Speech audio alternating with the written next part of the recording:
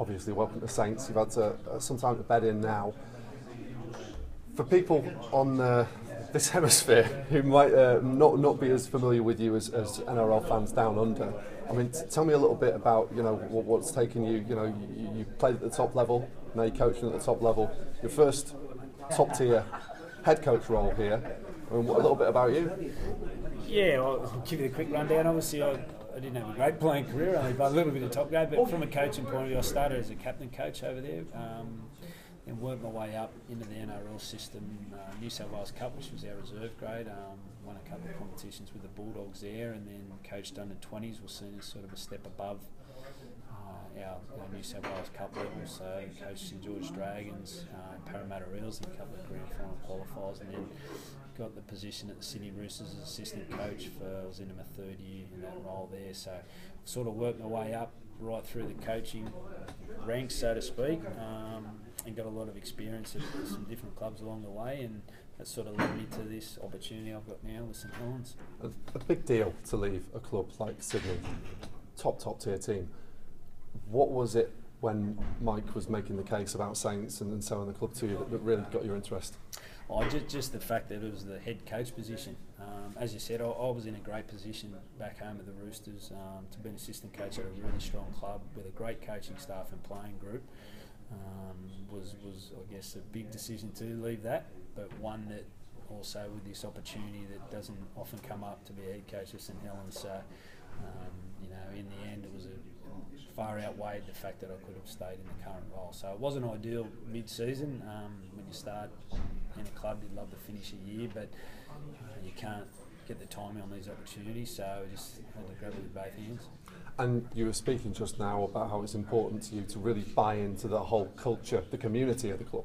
Yeah, I think that's very important. If I'm going to fly from across the other side of the world, I think there's no point trying to lead the club and get them back up the top if I'm not going to be around the area. So I think it's important for me to try and show everyone and St Helens that we're here to try and get them back up to where they expect to be, up near the top and performing well and playing a good brand of football, and I want to do everything I can to try and make that happen. And on the subject of the brand of football, there is much said about there being a St Helens way of doing things.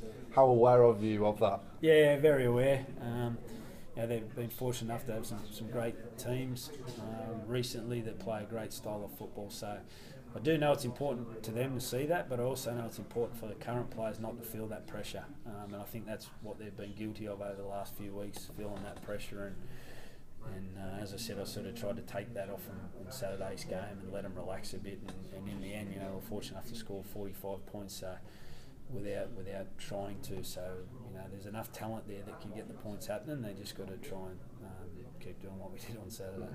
And we've got young Regan Grace, who's burst on the scene this year. Obviously, with the junior Aussies, you've got your background dealing with the youth there. Was that an attraction, being able to deal with the talent production line there is here?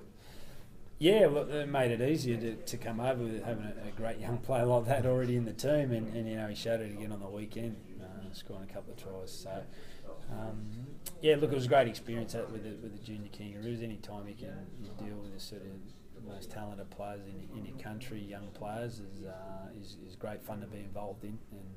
And to come over and have some young guys that are playing so well, they make it exciting. They're the ones with all the enthusiasm, and so it's very good. And much is always said about what the atmosphere and the noise is like in English games and in Super League games. You're definitely going to get a taste of that this week. How does that feel going into the derby? Yeah, exciting.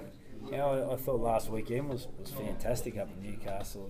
Just the crowds over here, the way they sing and get right into it is so good to watch, and now to be a part of is it adds to the excitement of the game, that's for sure. And going into that, you talked about how you've got to take the pressure off.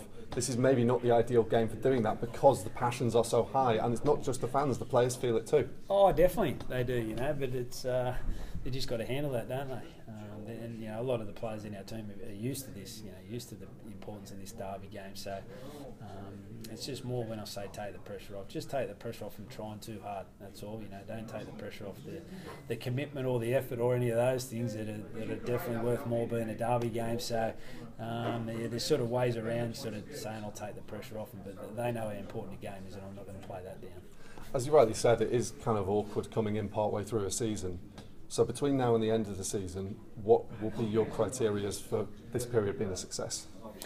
Just every week, you know, we just got to keep getting better and better. And I know it's a bit cliché, but you can't look ahead too far ahead in sport, you know, and you got to just get better a week at a time and hopefully keep playing well and just slowly build some wins. We need to rack up some wins to climb up the ladder. So we can't afford to be looking ahead at other games, and we're fortunate enough that playing Wigan this week, no one's going to be looking at a game after that, are they? So we're just going to be focused on this one, so it's easy this week.